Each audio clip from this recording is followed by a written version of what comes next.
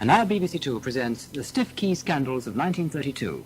This is a true story, and all the dialogue and incidents in the courtroom are drawn verbatim from the trial reports printed in the Times.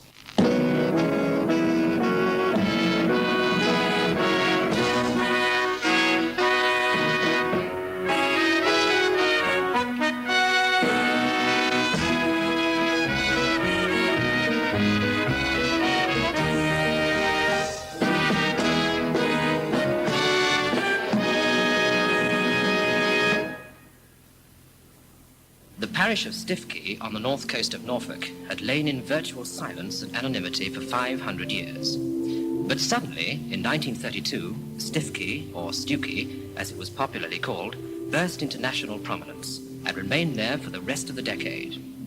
The curious reason for this notoriety emanated from the rectory, and the rector of Stiffkey himself, the Reverend Harold Davidson. And the scandal attached to his name and his activities in London occupied more newspaper print than any other event of the 1930s. An entire generation was utterly mesmerized by what came to be known as the Stiffkey Scandals of 1932.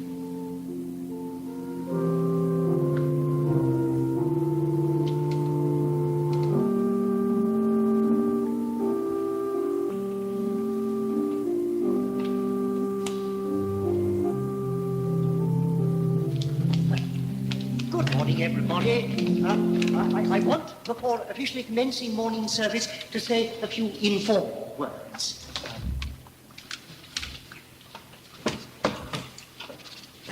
As many of you will know, I like to think of myself as ministering to two parishes. This small parish here of Stiffkey, and my second honorary living ministering to the lonely and the downcast in London. Parochial duties, I can usefully perform here a few. Those occasional happy times when I'm privileged to perform the sacraments of marriage and baptism, and those sad times when we gather at the graveside and are reminded of the vanity of human wishes. These simple duties occupy but little of my time, and as a humble servant of Christ, I've devoted the rest of my energies to my adopted parishioners in London.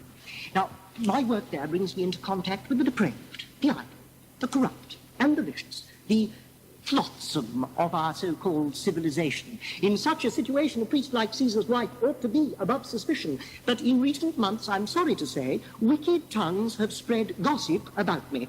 Letters full of vile accusations have been sent to the Bishop of Norwich. Judgment upon me has already been passed by the scandal lovers. They have suggested that under cover of my cloth, I have been guilty of acts of gross immorality.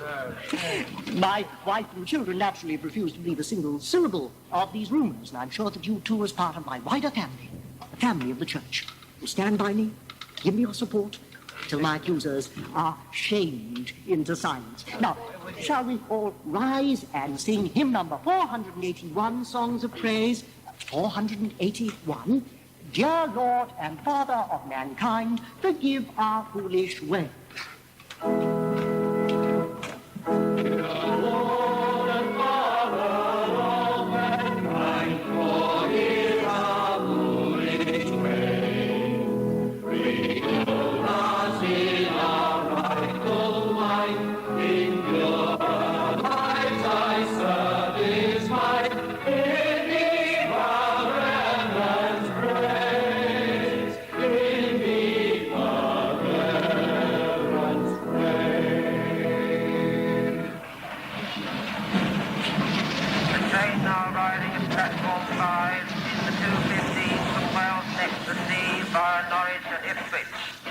We apologise for the late arrival of this train. Must excuse me staring so, but surely you are Miss Ginger Rogers, the famous film actress. Oh, no, my name's Daphne Price. Daphne, what a lovely name. Oh, you're playing games with me. You are Miss Rogers, aren't you? No, I work at Maison Gaze. I'm going to be a hairdresser. Wouldn't be able to do very much for me, my dear. Oh, no, a girl with your looks ought to be in the films. Do you really think so, Mr. Davidson? I'm convinced of it, Miss Price. Or may I call you Daphne? My friends usually call me Daph. Well, Daph, a few auditions, a screen test, your first picture, 5-year contract. I believe we'll see your name in lights in Leicester Square in 12 months. Oh, do you really think so? Of course, we might have to change your name to something with a shade more allure. I've always fancied Dolores. Look, why don't you come along with me to my dear old friend Lady Vector's Thé Dansant? I go there most Sunday afternoons. Well, I don't know. I'm supposed to be meeting Deirdre. Splendid. Bring Deirdre along, too. Three's company. I don't know what Deirdre will say. She's very strict.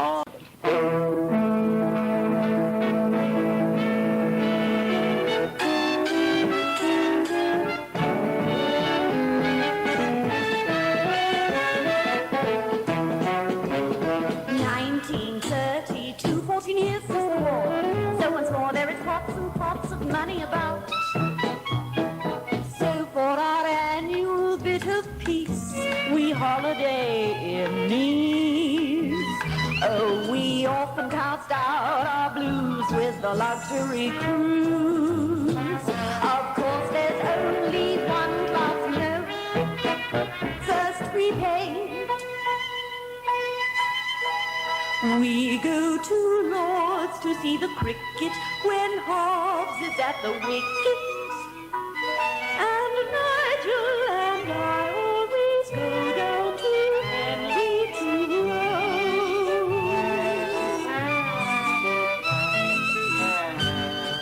We go to Epsom, of course, when it's Derby Day.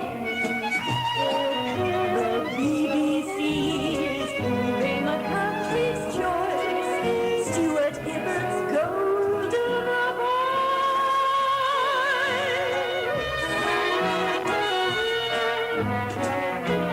Darling, Henry Hall and his orchestra make our day. Of course it's true. There are people who are starving to death out of work. So unable then to make a rest. And it's true, unemployment is higher than ever. In Jarrow it's 82%, and no sign of a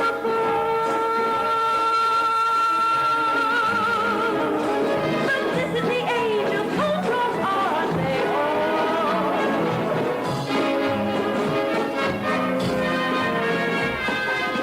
Will not excuse me staring so, but surely you are Mr. Laurie's Del Rio, the famous film actress. Oh, no. I'm Doreen Spriggs. Extraordinary, quite extraordinary. I was convinced you were Miss Del Rio. Here, you're trying to get off with me, aren't you? My dear Miss Spriggs, nothing could be further from my mind. Yes, you are.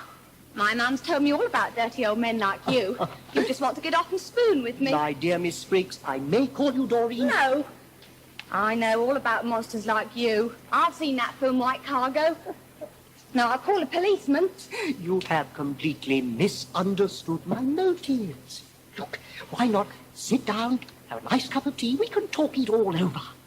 1932, all the youth of today are so gay, all the bright young things are giving their all. Oh, we are fashionable and bright. Go out every night, we spend all our money on fun, do the things that are done. We go to social events and news. People stare. The yo-yo is the latest craze. What is more in this modern age? Everybody's on the rage. Darling, wear a pair of pajamas is all you wear. 3, that the defense... Yeah. It was the latest. Hello, Mr. Oliver. I said, here. 3, that the defendant has been guilty of immoral conduct from September 1921 to November 1931 with a Miss Rosie Ellis. And 4, that the defendant has, during the last 5 years, been guilty of an immoral habit in that he habitually associated himself with women of a loose character for immoral purposes. A complete denial of the charges has been entered by the defendant. Mr. Roland Oliver, KC, is counsel for the Bishop of Norwich, and my learned friend, Mr. Levy, will lead for Mr. Davidson. I now call upon Mr. Oliver to open the case for the prosecution. Thank you, sir. For the past 10 years, Mr. Harold Davidson, the rector of Stiffkey, has led a really remarkable existence. He is only in his parish on Sunday mornings to conduct divine service. The rest of the week he spends in London. He leaves London for Stiffkey in the early hours of Sunday morning and returns to the metropolis again on Sunday afternoon. In London, he had two main occupations. Obsessions might be a better word. One was seeking out a Mr. Gordon, a gentleman from whom Mr. Davidson had financial expectations. Mr. Gordon was always about to repay £5,000. Sometimes it rose to £50,000, which apparently he owed to Mr. Davidson. This was to solve all Mr. Davidson's worries. Sir, I must ask leave to call Mr. Davidson in order that his work in London may be seen in its proper perspective. Agreed, you may call Mr. Davidson. Have you ever been guilty of immorality? No, Have you ever lived in adultery with any woman? No. Have you ever importuned a woman with immoral intent? no. Perhaps you would tell the court, Mr. Davidson, how you came into the church. I was born on July the 14th, 1875. My father was a clergyman, as were 27 of my relatives. I was always desirous of entering the church, but financial reasons made it impossible for me to go to the university when I was a young man. I went on the stage, first of all, as an amateur. It wasn't until 1894 that I took up acting professionally. It was rather recital work at first. After 3 years of this, I was able to go to Oxford for 1 term. I then returned to the stage and earned more money with which to return to the university. I think you are a teetotaler. A lifelong teetotaler. My first curacy was the Guards' Chapel at Windsor. I was ordained on St. Matthew's Day, 1903, and my last professional stage engagement was in May, 1903. In the same year I got married. Ceremony was performed by a very old friend of mine, Bishop of London. Also undertook a good deal of other public work in London. In connection with your public work, did you have a conversation with the Archbishop of Canterbury about this? Yes. Now, was the Bishop of Norwich aware that you were continuing some work in London? Yes, because he jokingly said, I think my brother at Canterbury might have left that for me to decide. I really must ask leave to continue with my opening speech. Pray proceed, Mr. Oliver. Thank you. I'd like to call Mrs. Flora Osborne, proprietress of 3 boarding houses in the WC1 area of London. Mr. Davidson took a room in one of these houses in 1928. Mrs. Osborne, did Mr. Davidson have many visitors when he was one of your lodgers? He was always being visited by very young girls I objected to, and he always took them up to his bedroom. I looked on him at first as a gentleman, and very entertaining, quite as a reverend gentleman ought to be, but he was always bringing girls, early and late, and I had to let them in as nobody else would. If he was annoying you, why didn't you give him notice? I did, 6 times. But he was a continual nuisance in every way, so different from the ministers I've been used to meeting. In what way was he different? Mr. Davidson said he was expecting £500,000 from a Mr. Gordon, and that £500,000 was coming every Tuesday and every Friday and every week he was in my house. Were these girls belonging to the unfortunate classes? Oh, they were better dressed than I was. But you did not like them. I did not want to be bothered with them. Was that because you thought the girls were not respectable? Oh, not at all. Mrs. Osborne, do you sometimes get outrageously drunk? Not outrageously drunk. I have never been drunk. But you had very heavy drinking bouts. No. I have a drink just now and again when I feel like it, but I am not addicted to drink. Is it not true that as a result of a drunken quarrel, your husband threatened to go abroad? He has threatened 101 times, and he is still here. Did you ever go down to Stiffkey with Mr. Davidson? Yes. My husband once drove Mr. Davidson down. I sat in front. Mr. Davidson sat in the back with his arm round an actress. They then returned to my house, and she went with Mr. Davidson up to his room. Mrs. Osborne, is not this a photograph taken on this occasion? Yes. She was then playing juvenile parts at the Regent Theatre. So she's now a professed nun in a Roman Catholic convent. I was taking her to Norfolk so the Bishop of Norwich could test her conviction. Unfortunately, it didn't pan out as I had expected. Sit down. Now, who else is in this photograph beside the actress? Myself and Mrs. Davidson. But surely that is a boy. No, sir. That is Mr. Davidson's wife.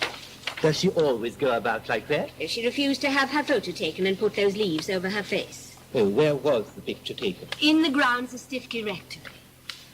The photograph puzzles me. Were you introduced to Mr. Davidson's family? Yes. His children knew all about the girls. Oh, yes. It was done perfectly openly. Absolutely. Thank because you, when Mrs. I went... Osborne. Concerning the pestering of respectable women, I would like to refer to women employed as waitresses, women who were treated by Mr. Davidson to such overtures as these. Come to the cinema. Meet me this evening at the Tube. And you have nice hair and teeth. And there was soft pawing and handling. I'd now like to call Miss Dorothy Byrne. Miss Byrne first met Mr. Davidson in 1929, when she was employed at a Lyons tea shop in Walbrook as a trippy. What is a trippy? It's a colloquial name for a tea shop girl between the ages of 16 and 18 before she becomes a waitress. Trippy. Miss Byrne was a perfectly respectable woman in full employ and needed no rescuing by anyone. Now, Miss Byrne, would you tell the court how you first met Mr. Davidson? He came in our tea shop for lunch one day. When he caught sight of me, he immediately left his table and started to follow me about. He took hold of my hand and told me I was a lovely girl who should not be working in a shop because I was too beautiful. His prophecy that you were too good for the job has turned out to be right. You are now manageress to a corset maker. She didn't get that job through him. He made her ill. We must have silence during the hearing of this most I'm her difficult mother. case. I'm her mother, I say. Miss Byrne, it is true, is it not, that Mr. Davidson said to you that you had pretty hair, skin, and teeth? No, I didn't say skin. No, you're quite right. You didn't say skin. I know I'm right. If this court would only listen to me, this case would soon be over. How long did he continue to visit the tea shop? For 2 months. He never left me alone and was always pestering me to go out with him. Can you remember anything that he said to you? He said he went round all tea shops seeing the Lyons pretty girls. He said he was chaplain to the Actors' Church Union. He often showed me photographs of famous actresses and said he visited them to forgive their sins. Can you remember anything else that he said to you? He said he would perform my marriage ceremony and that I would have 8 children. Oh, yes, and he said he'd been on the stage as Charlie's aunt. Did he ever offer you any money? No. But he always made a great show of counting his money in front of me. This always caused a bit of a scene because he kept his notes in the top of his socks for safety and he had to put his trouser legs up to get at them. Did he ever ask you to go down to the rectory with him? Yes. But you wouldn't go? Oh, no, I didn't like him. He used to pester me. Oh, surely there could be no harm in going to a clergyman's house where his wife and children were living, could there? I don't know. I wouldn't like to chance it. Well, I think Miss Byrne's account hardly coincides with the normal concept of moral welfare and rescue work. Thank you, Miss Byrne. It is the fate of some men to be blackballed by respectable clubs. It is Mr. Davidson's particular fate that he has been banned from literally hundreds of tea shops throughout the metropolis. It is not a ban which pleased Mr. Davidson. Indeed, in order to embarrass the management of one particular tea shop, he took the Bishop of London there for tea and scones. The waitress solved this particular Gordian knot by serving the bishop, but not Mr. Davidson. Now, let us put out of our minds that the rector's inane cavortings were motivated by any desire to improve the moral welfare of these trippies, or indeed to improve the speed of service in such establishments.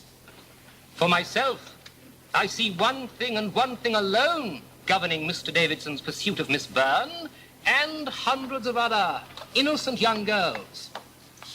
Naked and unadorned, sexual desire. It looks suspicious on the surface, and I know it. But you mustn't judge by appearances. You must understand the motives that lie below it. When I see a pretty young girl with a shingle top, not two bright peepers underneath. When I see a scarlet-painted rosebud smiling to uncover strong and healthy teeth. When I see the shape of her breasts small and firm and growing, I'm attracted to her, yes, but it doesn't mean I'm going to whip her off to bed. Instead, when I see and get excited by the lovely things that God kindly gave her, I am filled with a desire to save her.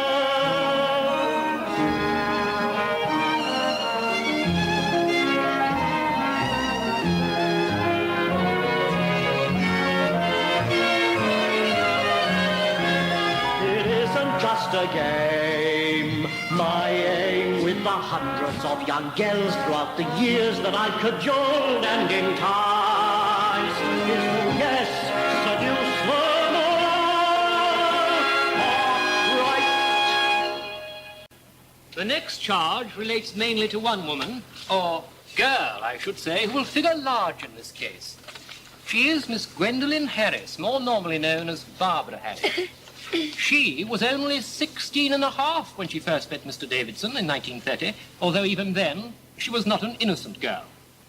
They met at Marble Arch, where Mr. Davidson, having walked past her 2 or 3 times, finally addressed her with a curious greeting, "Excuse me, but are you not Miss Marlene Dietrich, the famous film actress?"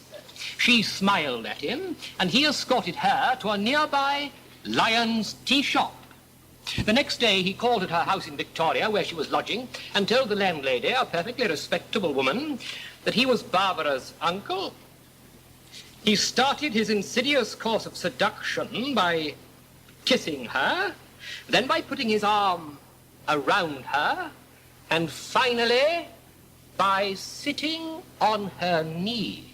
On November the 21st, Miss Harris left her lodgings in Victoria and went to live as the mistress of an Indian policeman living in a first-floor front in the WC1 area of London.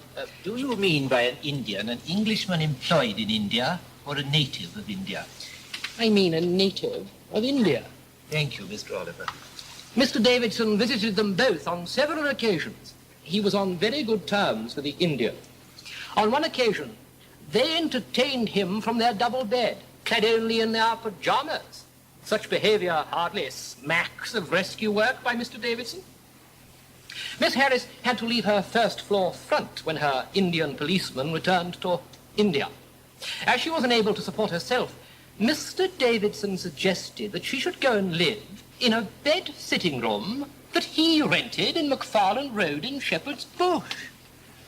There then followed a very remarkable sequence of incidents.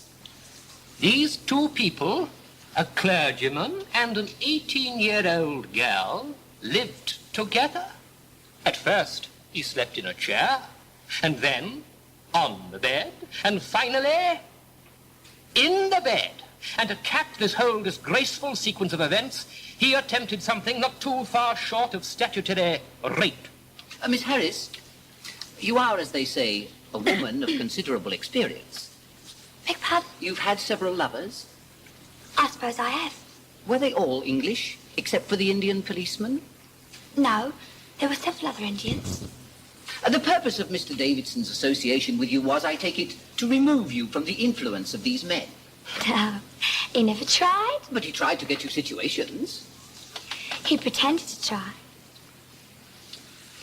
I put it to you, Miss Harris, that on the occasion so graphically described by Mr. Oliver as not far short of statutory rape, when Mr. Davidson is supposed to have forced you back onto the bed, you had in fact kissed him in a vilely sensual fashion. And in trying to disengage himself, he pushed you away in disgust onto the bed. This is all lies. I don't think I'm a sensual person at all. After all, I've only been to bed with, 9 or 10 men during the last year. And only twice because I actually liked him. Was it not clear to you that Mr. Davidson had come to the conclusion that although you were possessed of considerable abilities, you were inclined to be lazy?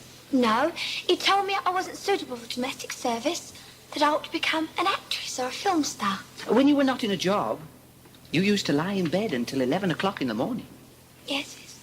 Did Mr. Davidson say to you, "I will make you one of my adopted nieces, I have got dozens of them, and you may call me Uncle Harold"? No. I find it exceedingly difficult to continue this examination in face of the laughter behind me. Yes, I have noticed it too, and I hope that it will cease forthwith and that there will be no more of it. This case is quite difficult and painful enough without this sort of behavior. Why did you go and live with the Indian policeman? Well, I wanted to marry him.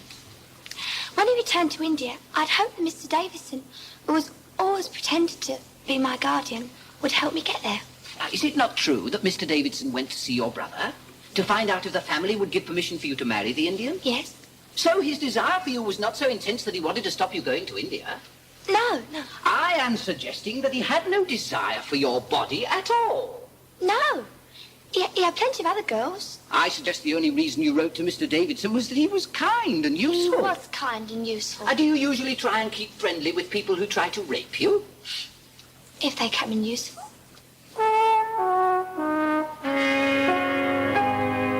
I can't understand you, Miss Harris.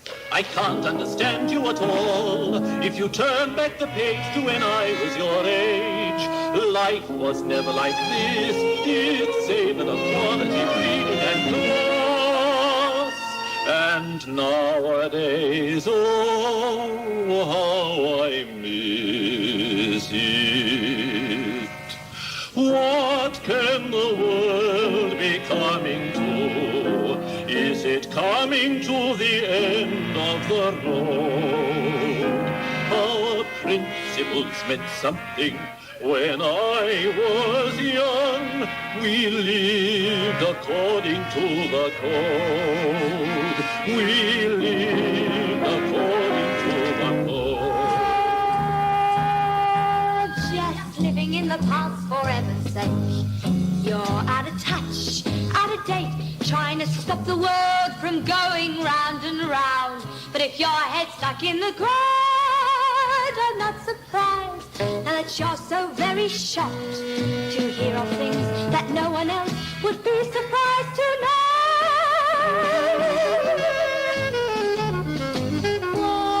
What can life have been like then, I'd like to know. No talking films, Clarabelle, Fred Astaire, or listening to the BBC. Yet there's a side you never see. You are to me prostitutes who have to sell themselves, and some of their best customers are men like you. Certain things were right, certain things were wrong, and we understood the difference between them.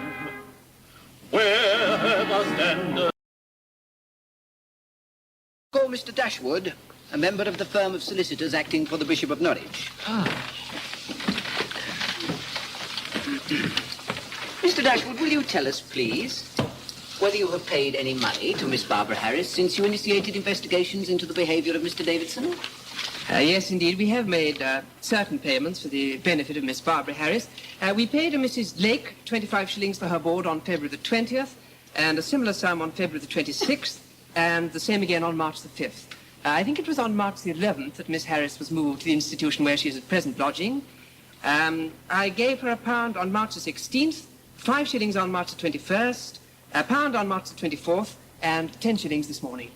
Do you really think what you've done is proper? Yes, from the kind of gal she has been, I think it is very proper. What attitude would you have taken if Mr. Davidson had given her money? Would there not have been an outcry here about tampering with witnesses? Yes, if he had done it. If he had given £0.50 to this girl to save her from starving, it would have been tampering with witnesses. Yes. It is a monstrous and improper thing that you have done, and lamentable that you could find no other outlet for your charity than to lavish it on a vital witness. What else was to become of poor Barbara? What else is to become of 2.5 million people out of work today? Conceivably, she might have gone on the streets. But she has lived for 17 years without Mr. Dashwood's charity. It was no business of Mr. Dashwood to give her money and then say it would not have the slightest effect upon her evidence. She was willing to sell even her body for a visit to the cinema. What would she sell for board and lodging and £2, 15 shillings for pocket money in a fortnight? You may stand down, Mr. Dashwood. Miss Harris. Forgive the personal note, but I cannot help noticing that you have a different hat on since you were here this morning. Is it a new one? No. I was just wondering where it came from. Well, since Mr. Levy has raised the matter of supposedly misdirected charity, I should like to attempt to clarify the position as regards Mr. Davidson himself. Ever since 1919, Mr. Davidson has been head over heel in debt. Is it not apparent, therefore, that for some time now Mr. Davidson has been living on charity? Not for his girls, but for himself. That is a vile and wicked thing to say. For a good many years, I have been receiving support from a large number of people, and they're all of the highest moral principles. Some are even members of the aristocracy. Is it likely that they would continue their unfailing support if they thought I was diverting 1 penny of the money they have given me for this noble work into my own pocket? However, you have been through the bankruptcy court. Yes, you ought to know about my bankruptcy, Mr. Oliver, for you acted for me in it. And you have had long and mysterious dealings with the extraordinary Mr. Gordon? Yes, I intend calling Mr. Gordon to testify to the legitimate and upright nature of our business association. Well, I look forward to his appearance with great interest, because nothing I've heard about that gentleman so far suggests that he is anything but some sort of swindler. Sir, I am being charged with sexual immorality, not financial immorality. If the bishop will frame another charge, I will be delighted to meet it. Mr. Oliver, I must ask that you allow the matter of Mr. Gordon to rest until he is called as a witness. Yes, sir. Now, I'd like to read to the court a letter written by Miss Harris to the Bishop of Norwich sometime in February. I protest my friend has no right to submit this letter. May I see the letter, Mr. Oliver? Certainly. Thank you. I'm glad to be able to find anybody who can write so well. A most commendable effort, Miss Harris.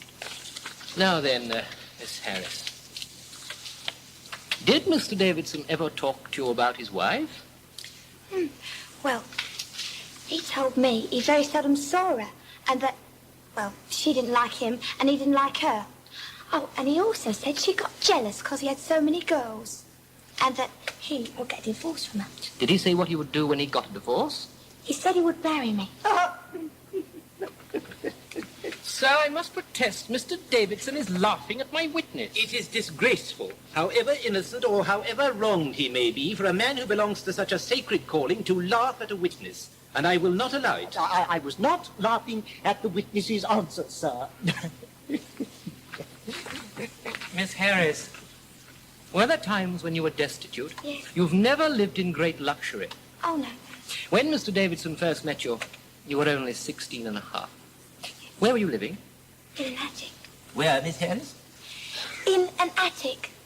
Mr. Oliver, I'm afraid I'm finding it exceedingly difficult to hear your witness. I would suggest, if you have no objection, that whilst she's giving her evidence, Miss Harris come and sit by me. I have no objection, sir. You may come and sit here, Miss Harris.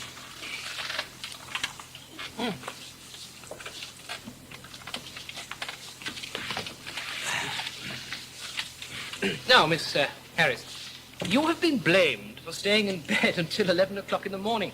But when you had no work, had you anything to get up for? No. Could you afford a fire? No. How long have you lived in London? Since I was 15 and a half. You were 16 when you got into trouble with coloured men. Yes. And after that you lived alone with no money and no work? Yes.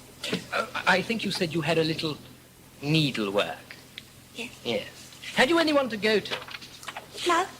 You have been asked why you went back to Mr. Davidson, but had you any alternative except going on the streets? No. Now, there were times when you said that you liked him very much. When were they? When he was nice to me. And when were the times that you hated him? When he started kissing and loving me. Sometimes he kept on at me so on a Saturday night that he missed the last train back to Stiffkey. Last year, I remember especially, he missed the Armistice Day service because he was trying to kiss me all the time. He had to send a telegram and get another figure to send him for him. But you liked him sometimes? Yes, when he told me jokes and things. He could be very funny. What sort of jokes did he tell you? Oh, well, he once told me this joke about appendicitis. It was about this Scotsman sitting with his girl in Hyde Park. And, well, he asked her whether she would like to see where he was operated on for his appendicitis. She said, not here. So the Scotsman takes off to St George's Hospital and, pointing up to it, says it was there.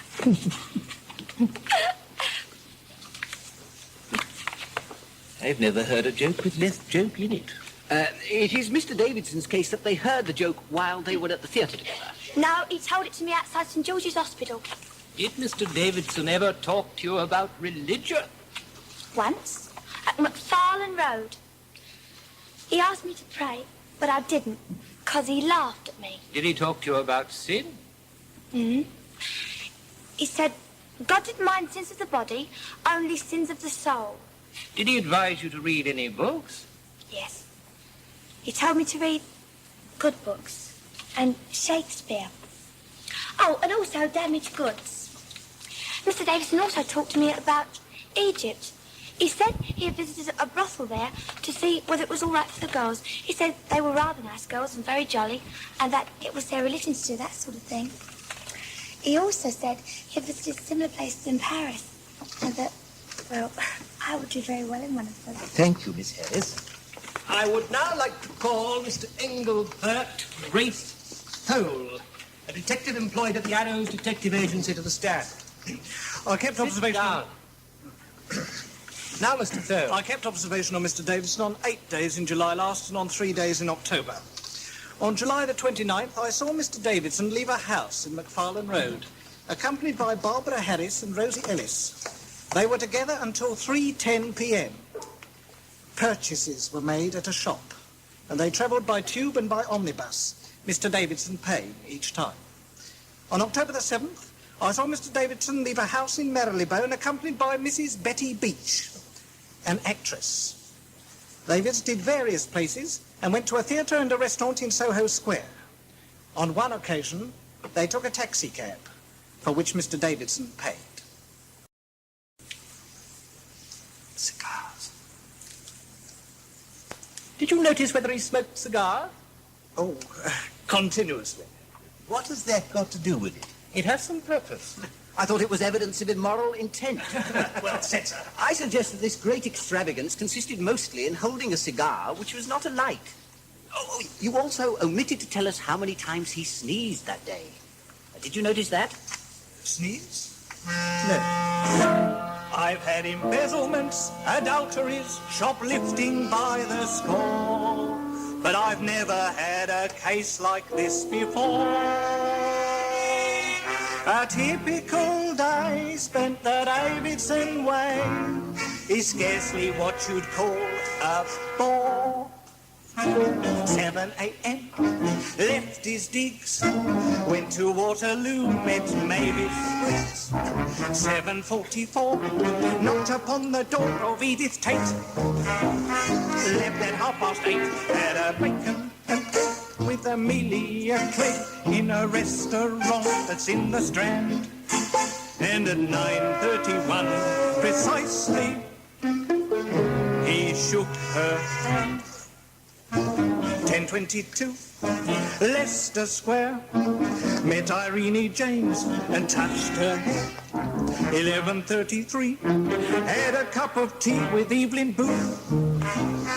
Said goodbye at noon, took a taxi to go to a cafe in Soho and met a prostitute named Pat. And at 12:34, precisely, took off her hat. At 1:05 it started to rain, but now the case was proving a bit of a strain. 1:58, finished meal, went to matinee with Dora Steele.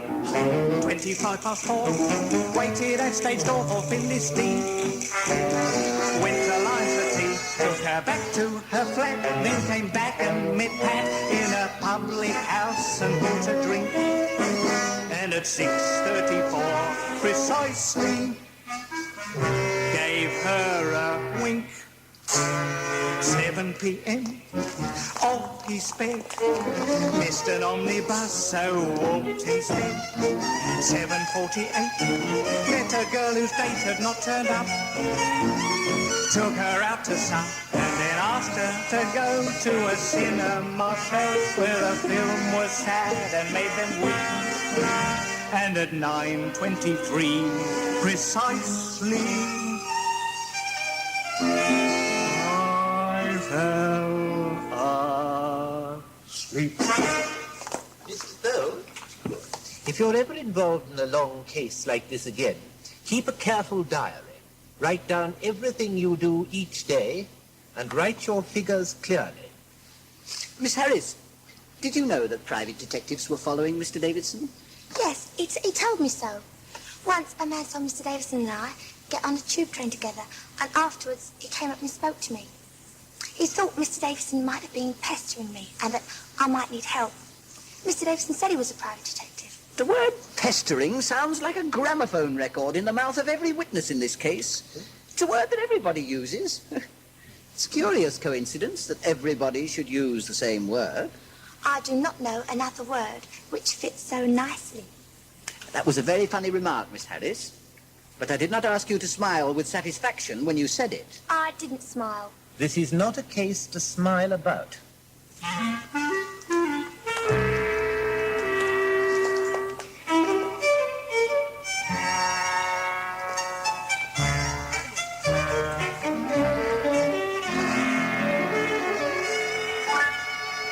Ordinary girls, 16 or over, living in London, like living in Clover. Life for us is not the same today.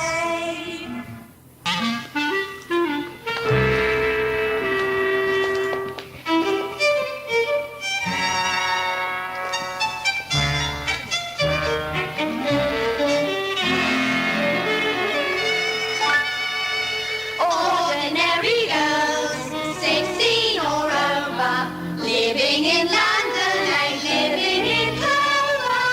Life for us is not the same today.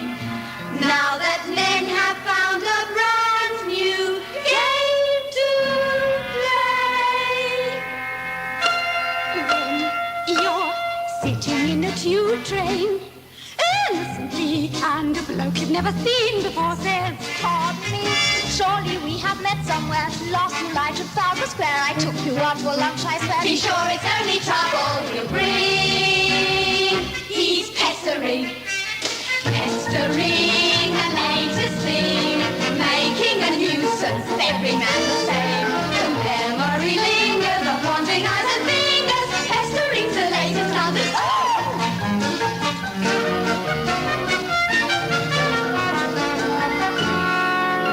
Oh, when you're a waitress in a tea shop, trying to serve, and you feel a saucy pinch upon your... Oh, what a nerve! Watch for men with fleshy lips who comment on your sexy hips, insist on leaving massive tips, And then invite you out for a fling. They're pestering the latest thing, making a nuisance, every man the same. They pour down in torrents and breeding de-assurance, pestering's the latest London. Pestering's the latest London.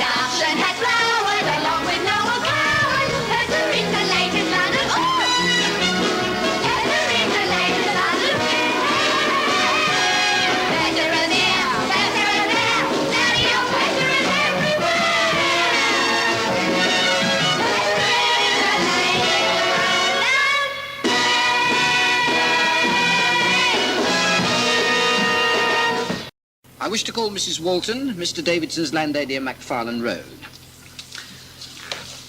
Mrs. Walton, does Mr. Davidson possess any pyjamas?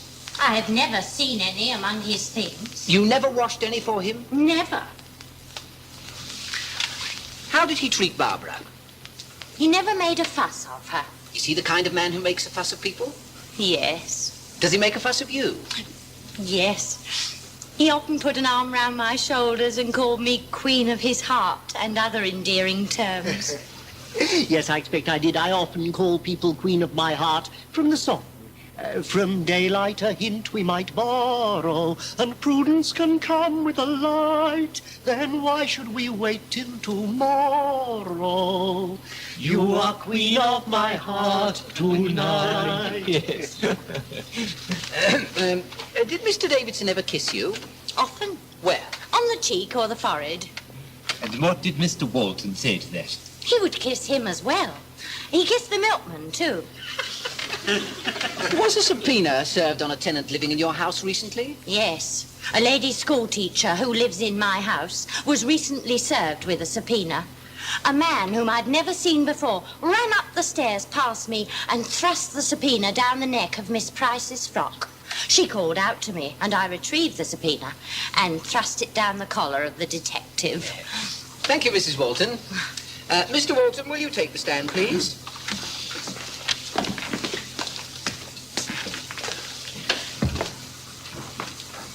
For 14 years, I have been an evangelical preacher. Yes, and you are by trade a greyhound breeder and a butcher? Yes. Did you ever see any signs that Mr. Davidson behaved immorally with any of his young female visitors? No.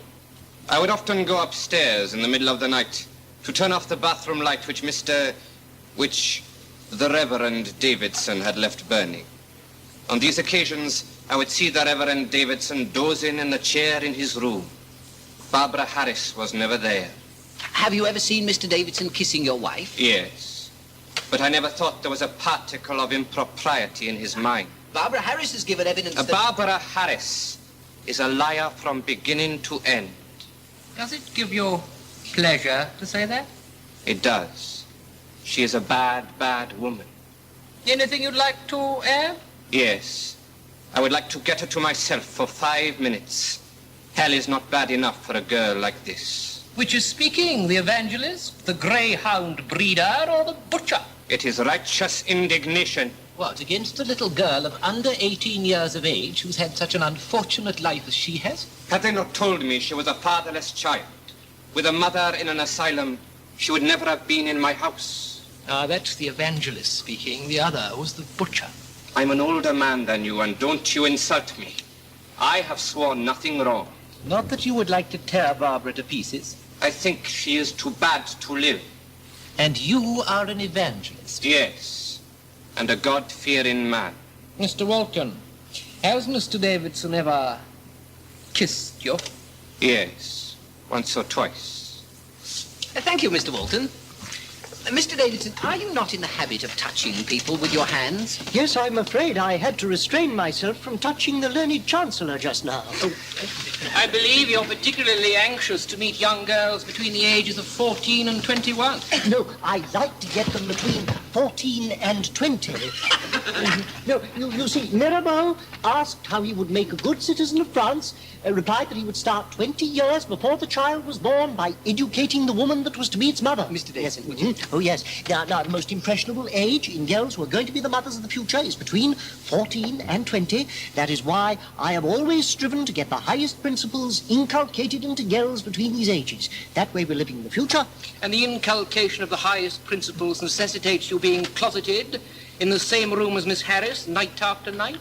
As far as my recollection goes, there was only one occasion when, having missed the late train back to Stiffkey, I returned to my room where Barbara was, until it was time to catch the first morning train. I do not, however, remember every detail. Oh, you don't call it a detail when you spend hours with a girl in a room at night.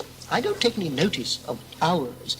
I've never been able to understand why it's not immoral to sit in a room with a woman at 12 o'clock in the daytime or 3 o'clock in the afternoon, but if it happens at 12 o'clock at night, then it becomes immoral. As a clergyman, one spends one's whole life in bedrooms.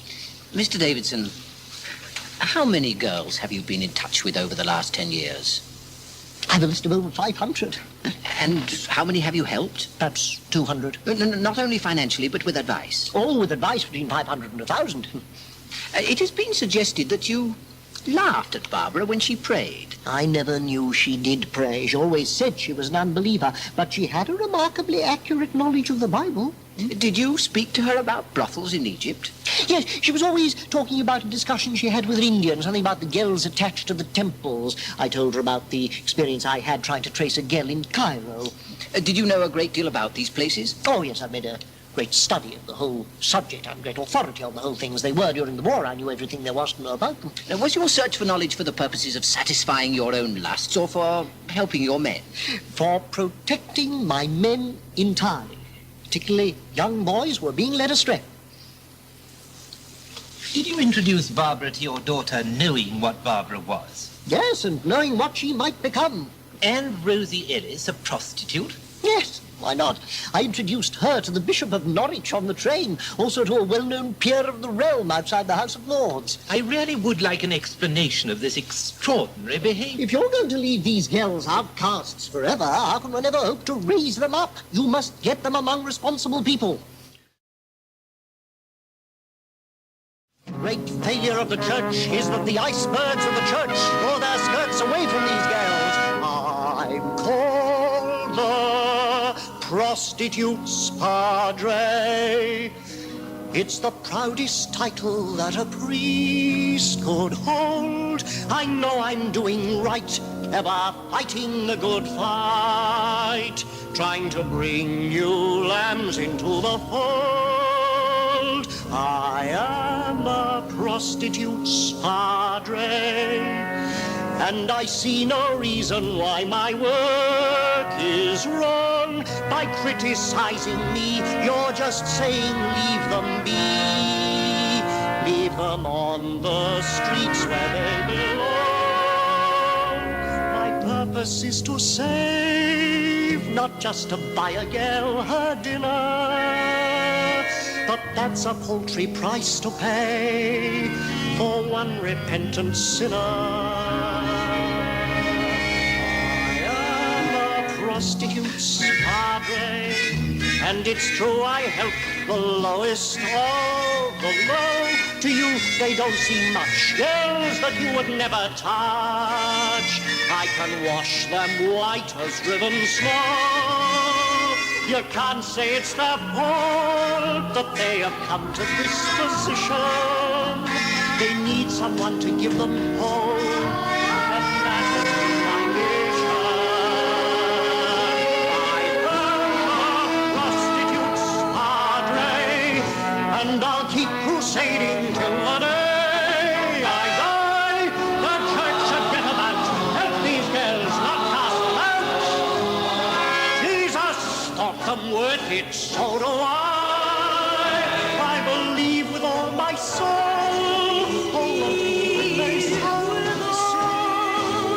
And if our Lord were born again, he'd work in Piccadilly.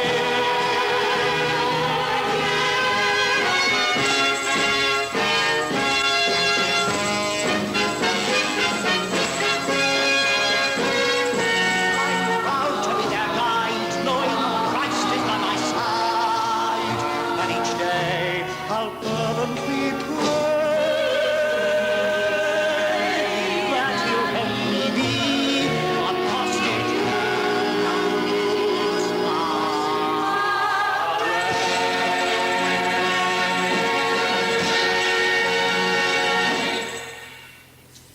Mr. Searle, you are a detective employed by the Arrows Detective Agency. Yes, sir. How long have you been engaged upon following or inquiring about Mr. Davidson? Since November of last year, sir. Will you tell me the number of women who have been interviewed in respect of Mr. Davidson's conduct? I can't tell you the number. There were so many. Roughly how many? I probably have interviewed 40 women. I'm not talking about landladies. How many women with a view to ascertaining whether Mr. Davidson has misbehaved with them? 2. Only 2? That is Miss Harris and Miss Ellis? Yes. Did you or your agency take statements from any other women who were suspected possibly of having had immoral relations with Mr. Davidson? I cannot think of any at this moment, sir. So you agree that in spite of the many statements taken and inquiries made, there is only one woman with whom it is alleged Mr. Davidson actually committed misconduct? Yes, that is so, sir. And that woman is Miss Rosie Ellis? Yes. And yet Miss Ellis is not giving evidence in support of that allegation. That I know nothing about. Thank you, Mr. Searle. So far, only one piece of direct evidence has been given against Mr. Davidson, and that is the evidence of the girl, Barbara Harris. Can we place any value at all on Barbara's statements? The whole history of Mr. Davidson's relations with Barbara Harris was to wean her from her associates and to find her a job. Whenever she was in need, she went to him, and whatever he could do for her to take her off the streets, he did. And are we really to believe her statement that although, as she shamelessly admits, she had relations with 10 men in 1 year, Indians and men of all kinds, she resisted the supposed advances of the one man who was clean and decent? It is clear to me that this soiled plaything of the very scum of humanity, white men and black men and trash from the gutters, has invented these wicked stories about Mr. Davidson for her own evil purposes.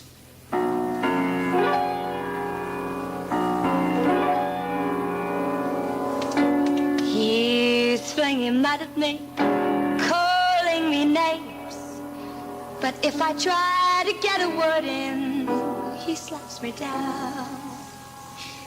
He says it's been tough for her, she can't be blamed. I must be the most complicated girl around. Maybe I'm evil. Maybe what they say is true. Maybe I'm wicked. But what the hell was I to do? I never thought, is it right or wrong? I just live my life. I got along as best I could. Wasn't that good, baby? Maybe.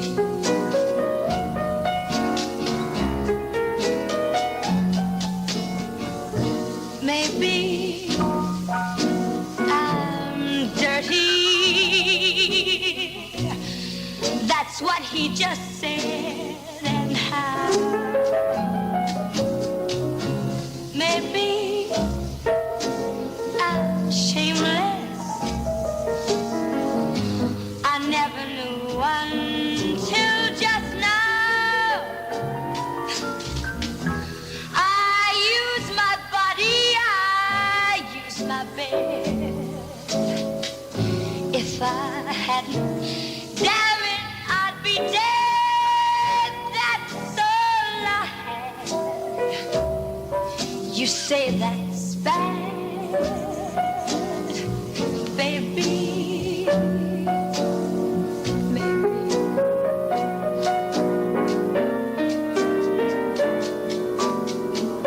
Okay. Nobody cares about me when you're no longer any use. When the glamour has to win. Why should they? It's been exciting while it lasted. My moment. My photo in the air. But what on you? Well, I do then.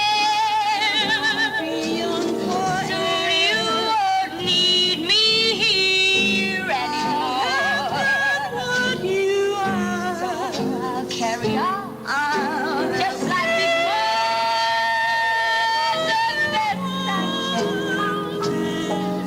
am what I am. I'll just live my life as best I can. Maybe I'll get along.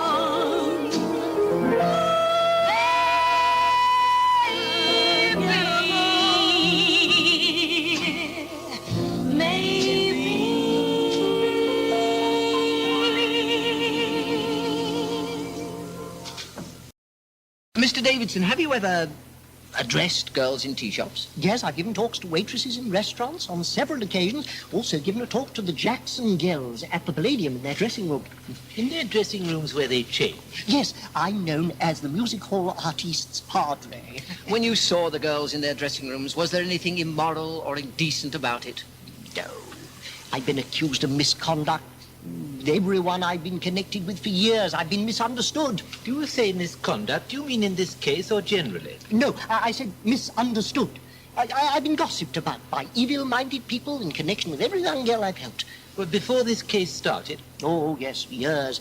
I've been accused of being a white slave traffic agent. It was also said that I took girls to my room, that after prayer I sold them to the Argentine. Not a disgraceful thing to say. Yes, I was told that while this case was being heard. I was also told that it was going to be proved in court. Mr. Davidson, would you address your remark? It is such vile slanders as these which have brought me to this court. Simply it may give interest to this court to know that Barbara Harris has often told me that it was one of her dreams to be involved in a big murder trial as an important witness so that her photo could be in all the newspapers.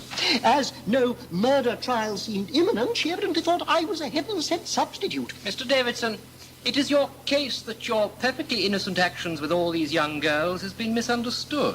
Apparently so.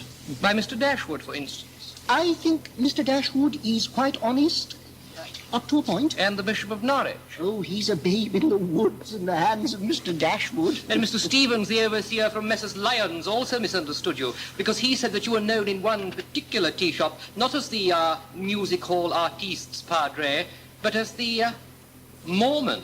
Do you think he misunderstood you? No, it's quite likely. I might have been called the Mormon. I've often had that name playfully applied to me.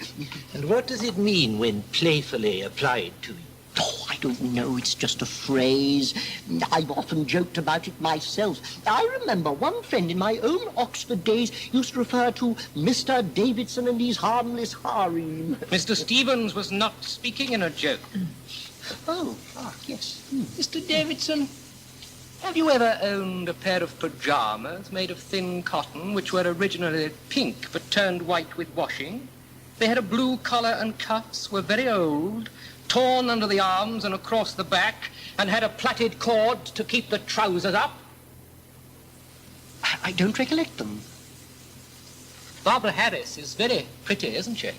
Yes, those who admire that type, it's very attractive when she smiles. Her face at rest, I think, is rather ugly and repulsive. Oh, I hope she's not in this court. I don't want to hurt her feelings. Then if what Mr. Levy says is true, that she kissed you in a vilely sensual fashion, this must have been disgusting for you. It was disgusting to me, but it may not have been to her. She was trying to coax me. I suggest that is the foulest lie. Oh, that's absolutely true. She indulged in disgusting practices in the cosy cafe.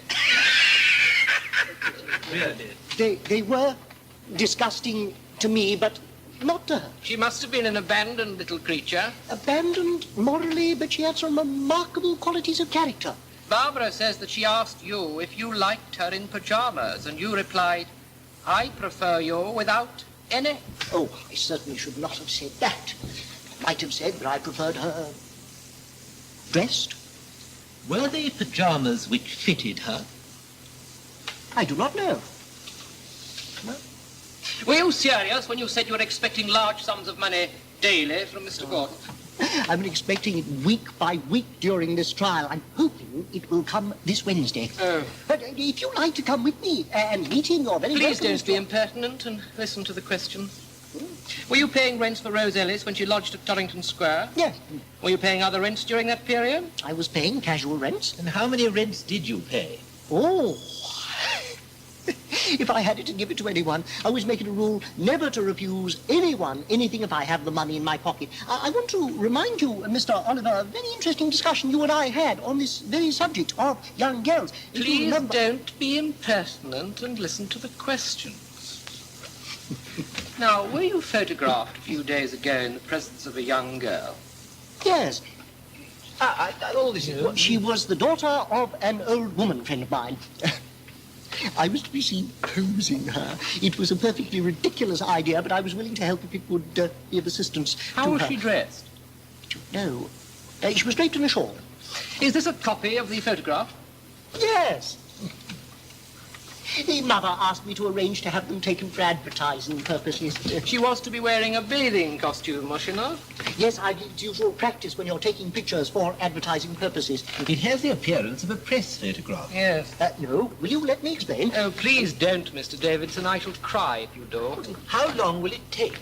It will take me as long as it takes to drive it into Mr. Oliver's brain. Oh, was that a rude thing to say? It was an abominably rude thing to say. Now, I will take care that witnesses are properly treated by counsel, but I will have counsel properly treated by witnesses. I'm sorry, I didn't mean it. I do apologize. Well, you must be more careful. You've done it before. Sir, I protest this evidence is inadmissible. No, Mr. Levy. Who took the photographs? Yes, two friends of a photographer I knew. They telephoned me on Easter Monday and suggested a proposition which I thought utterly and entirely improper. What was that? They suggested that the girl should be photographed with no clothing on. I understood the picture was then to be sold for £150. And did they take these photographs that they wanted? No, not to my knowledge. Then how do you account for this photograph?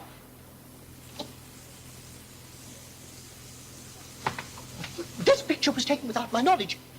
It may well be a fake. You can see perfectly well that it is not a fake. I take it you're surprised at seeing it produced. I saw it. How can it have been taken without your knowledge? You're actually in it.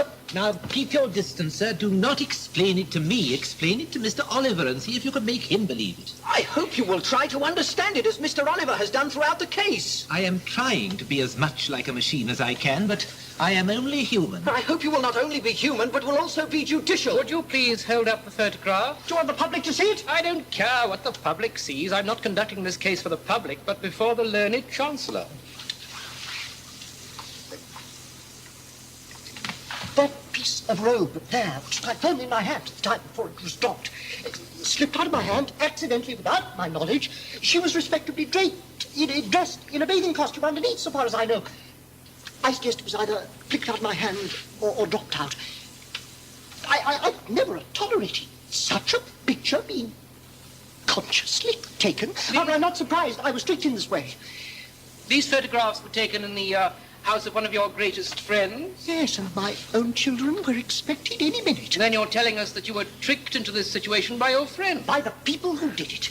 I think a thing like this might fetch a great deal of money in some countries. That's a vile lie. No money changed hands. I make you a suggestion, Mr. Davidson. You're not entitled to say that it is It a lie. is not true! Mr. Davidson, please. I don't understand these laws of evidence. I think that these are press photographs taken by press men for the purposes of publication. Certainly not would I be likely to have published a photograph which would prove me guilty. Not in this country, perhaps, but elsewhere. No other country. I know in every other country in the world. It's ridiculous and absurd to suggest it. In spite of the fact I hate having to drag a young girl into this case, she'll now have to be called to give evidence. Oh, it's no discredit to her if she's a young girl and grown-ups put her up to it. No one would blame her. Anyone who was a party to that ought to be imprisoned. If I may say so, I respectfully agree. But no one would blame the girl. No, nor the poor fool of a parson who allowed himself to be trapped into it. Are you really serious? But when you put your hands to take the place of hers, you must have known that she was absolutely naked. Absolutely not. I thought she was dressed in a bathing costume underneath. She was only a little kiddie. Too old to be photographed half naked and with a man, Mr. Till Davis. I saw that, I had not the faintest idea she was not wearing a bathing costume. I took the absolute precaution of going to her mother. Not very successfully, Mr. Levy. Is that a matter upon which I can comment now? Quite right. I'm going to show you what is passing in my mind. If I may say so, it is absolutely clear what is passing in your mind. I thought it would be pretty obvious. Mr. Davidson, why did you ever agree in the first place to be photographed with this girl? The photographers came to me and suggested a photo which I thought utterly and entirely improper, and despite the fact I was almost starving at the time. What sort of opinion must they have of your character if they suggest that you should be photographed with a little protégé of yours stark naked? Yes, they said their opinion of my character was that it was so pure that no one in the world could think anything wrong of it. They said, why not have that photo published the day before your case is heard so that the world will know your innocence? I said it would if the world thought as highly of me as they did, but unfortunately the world didn't. It was not to be a salacious photograph in any way. I was offered a very tempting sum of money, but I refused to have anything to do with it. Was this photograph taken for any immoral purpose? No, I've shown it to many bishops. Now, referring to the witness, Barbara Harris, you said, and I quote, her face at rest was ugly and repulsive. And yet I suggest that you said on another occasion that she looked like Greta Garbo. When I wanted to go out and get a job, I'd say to her, you look just like Greta Garbo. Then I'd arrange a curl in a different way and say, now you look like Lillian Harvey. She'd be as pleased as Punch, and off she'd go. So you did say that she looked like Greta Garbo? When I tell a pretty young gal that with her good looks and my assistance she'll go far, I exploit her fantasies to woo her. I don't really mean that she could be a star. It isn't just a game. My aim with the hundreds of young girls throughout the years that I cajoled and enticed is to, yes, seduce them all. For Christ. Mr. Levy. Sir, of all the hundreds of young girls with whom Mr. Davidson has been associated with over the last 10 years, Barbara Harris is the only one who has come before this court to say that Mr. Davidson made improper suggestions to her. You were asked to ruin this man's career and his life for all time on the uncorroborated testimony of Barbara Harris. A girl who lay in bed all day, went to cafes in the evening and slept with men all night. Sympathy is rather wasted on this degraded and evil-living girl. Mr. Oliver. Sir, it might occur to some people with a little sympathy, not to say Christianity, that Barbara never had a chance. Mr. Levy has painted a blackguardly picture of her character, which is an abominable series of inventions for the purpose of damning her in public. Sir, there is a strong possibility that Barbara Harris felt a sexual grievance against Mr. Davidson because he would not satisfy her physical cravings. You know the line of Congreve, heaven hath no rage like love to hatred turn. Nor hell no fury like a woman scorned. It's quite. For myself, I was amazed when one day, in answer to a question of mine, Mr. Davidson suggested that he should take a girl, pull open her mouth as if she were a horse, to look at her teeth. I almost wonder what... But I will not say what I wonder. Sir, you have heard Barbara, and you have heard her evidence corroborated. I'm going to suggest to you that Barbara is the most truthful witness that you have ever heard. You have also heard the rector give his evidence, and you can judge between the two.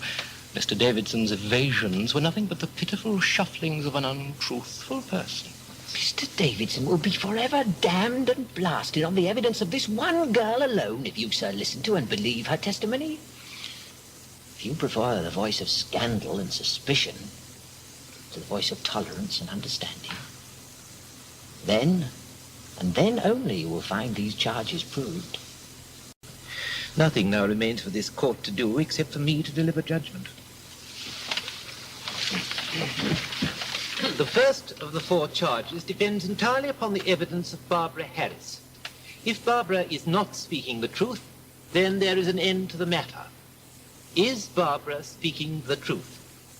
I sat side by side close to her and watched her during the 3 days that she was examined, cross-examined, recalled, further cross-examined, and further re-examined.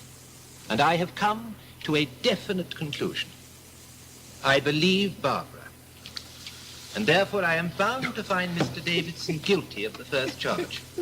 And in accordance with Rule 31 of the Act, I shall notify the Bishop of Norwich.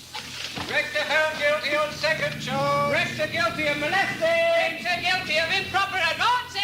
Rector guilty on third charge. Rector guilty on fourth charge. Rector of Stiffkey guilty. Rector of Stiffkey guilty. Guilty rector to be defrocked. Guilty. Naturally, I'm very disappointed. But my one solace is that my family wholeheartedly supported me throughout.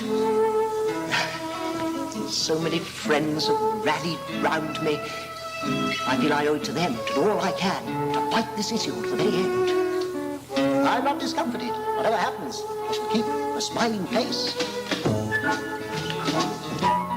When my dream comes home, then my dreams no more will roam. I will meet you and greet you. Oh,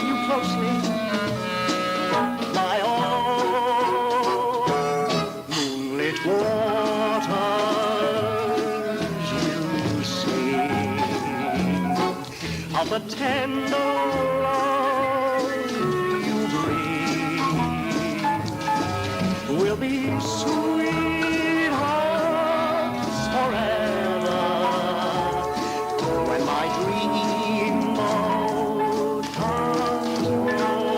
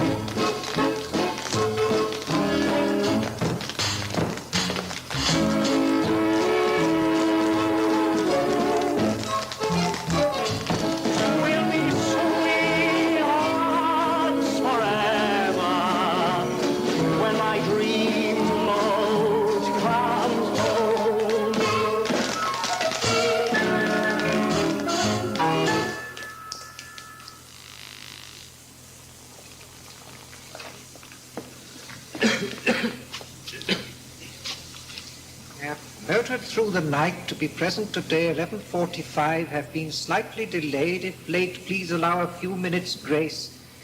Harold Davidson, rector of Stiffkey. While we wait for the Reverend Harold Davidson, let us all join in a hymn.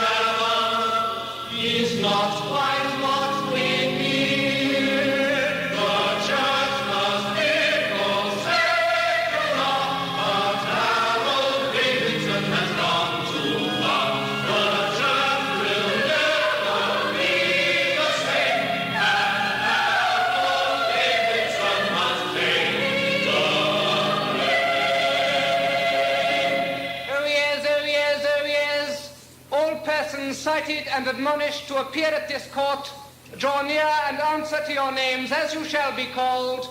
God save the King, Harold Francis Davidson, Harold Francis Davidson.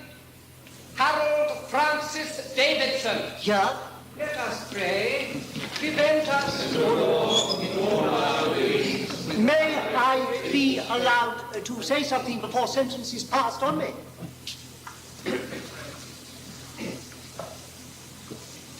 Before you pass sentence, I wish to say that I am entirely innocent in the sight of God of any of the graver charges which have been brought against me. No other clergyman has striven to do the work which the Church ought to be doing, that of descending to the lowest depths of society and saving those poor, abandoned creatures I've left, the 99 just persons, and I've gone out the one who's lost and gone astray. I shall continue to do the work which I have done since I was 18 years old. There's not a single deed which I shall not do again, with the help of God, and still more discreetly than I have done. Now, whereas the Reverend Harold Francis Davidson has caused great scandal to holy orders, he ought to be deposed from holy orders. Now, therefore, we, Bertram, by divine permission, Bishop of Norwich, by virtue of the power conferred on us by the Clergy Discipline Act of 1892, do hereby pronounce and decree and declare that the said Reverend Harold Francis Davidson, being a priest and deacon, ought to be entirely removed, deposed, and degraded from the said offices of priest and deacon respectively. We hereby, by the authority committed to us by Almighty God, the Father, Son, and Holy Ghost, remove, depose, and degrade him, the said Harold Francis Davidson, from all clerical offices of priest and deacon respectively, by this our sentence which we read and promulgate in his presence. We order and direct that this our sentence and deposition be fully recorded in our diocesan registry.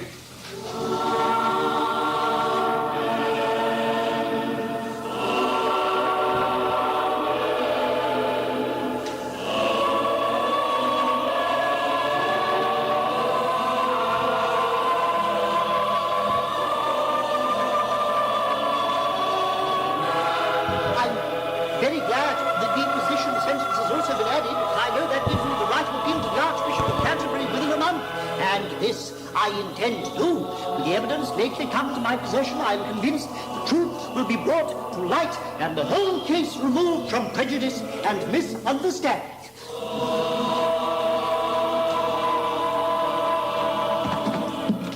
For years, I have been known as the prostitute's padre, to me the proudest title that a true priest of Christ can hold. I believe with all my soul that if our Lord were born again in London, in the present day he would be found constantly walking in Piccadilly. He suffered the foulest slanders, but that did not deflect him from solicitude for the poor. And his attitude to the woman taken in adultery, still more his close personal friendship with the notorious harlot of Magdala, shall be my comfort, my inspiration, the difficult work which I have undertaken in his name. If you think that you can crush me when you take away my priesthood, you'll have to think again.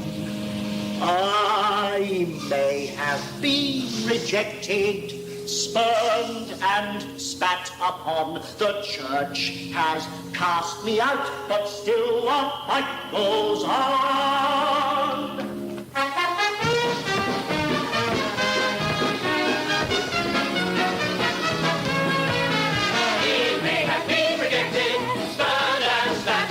Church has cast him out, but still the fight goes on. I cannot wear the collar or the cassock anymore, but that won't make me give up my mission, that's for sure. I'll take up arms, I'll wage a war, I'll march for the Lord and fight all those who stop me working for what I know is right.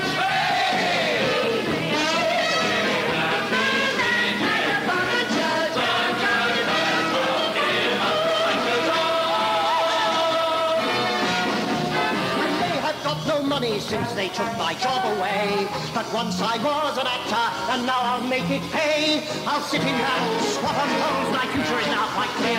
I'll be a public sideshow, I'll preach on that cool deer.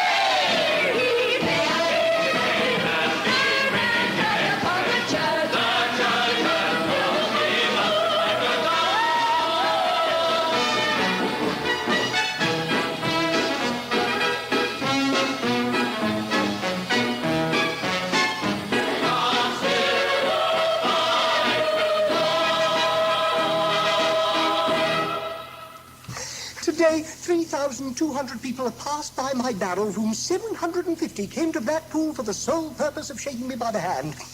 Only a handful whom I judged from their appearance to be icebergs of untempted chastity showed any signs of disapproval.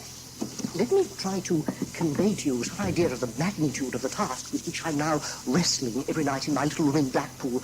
I'm building up my case largely upon the shorthand notes taken at the trial. These fill up 25 volumes, about 150 pages each. That means I have to familiarize myself with 1.5 million of words, any one of which may prove vital, possibly even fatal, to my case. I know a lot of people, when they saw my face peering out from this barrel today, might have thought they'd wasted tuppence. In fact, one or two of them said they had. But nearly everyone gave me a hearty handshake and a splendid word of encouragement. And the fact that nearly everyone said they felt that I'd not got a square deal showed the extraordinary feeling that there is throughout England. I intend to devote the whole of the remaining years of my life to the effort to vindicate my honor, not for myself alone, even more for the sake of my children. I'll be an entertainer, then until I know I've won. It's worth it to continue the fight I have begun. I'll suffer scorn, indignity, the insults the public hurls. It's worth the degradation to get back to my girl.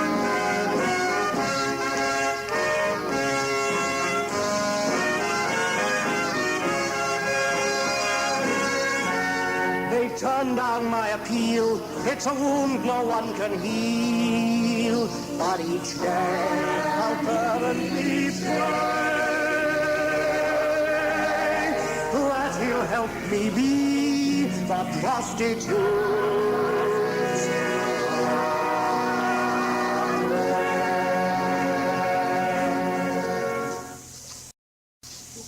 Excuse me staring so, but surely, Mr. Davidson. Reverend? That's right. And what is your name, my dear? Irene Sumner. Irene is a very pretty name. You're a very pretty girl, too. I knew a girl called Irene once. It was a long time ago now. I met her in Paris just before the Great War. I was able to get her a job. Lost touch with her after I enlisted in the Navy. I think you ought to be getting into your cage now, Mr. Davidson. You were meant to start at 3 and it's past that already. What's the house like? Not bad at all. I think the rain's driven quite a number in. And, the wine? Ready. Just as dozy as usual. Mr. Smith gave him his sedative. He'll probably fall asleep on you. Right. A few well-chosen words on the problems of the true Christian, and I hope I'll be allowed to take you off for a cup of tea. I think the fee will just about stretch to it. Has anybody ever told you look just like Miss Jean Harlow, the famous film actress?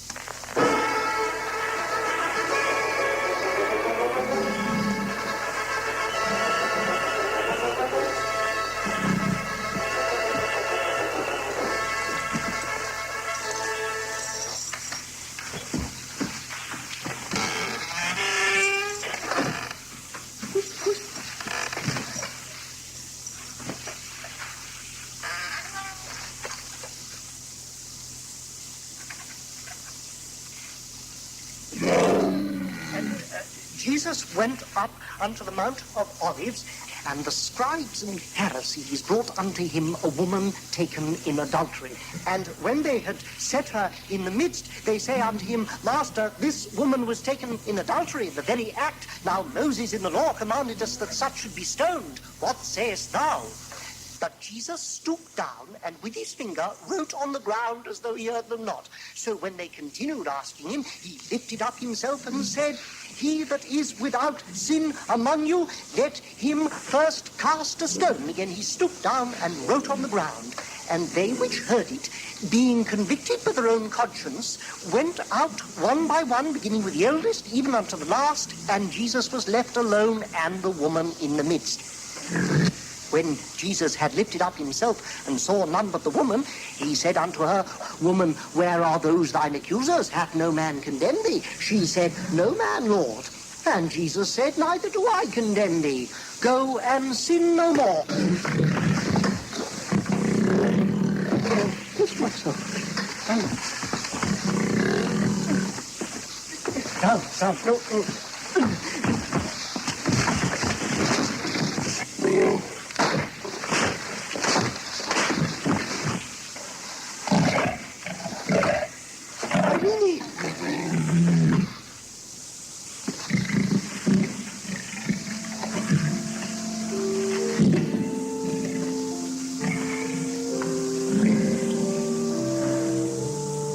Little Jim, as his former parishioners had affectionately called him, was buried in his own parish church at Stiffkey and mourned by more than 3,000 visitors.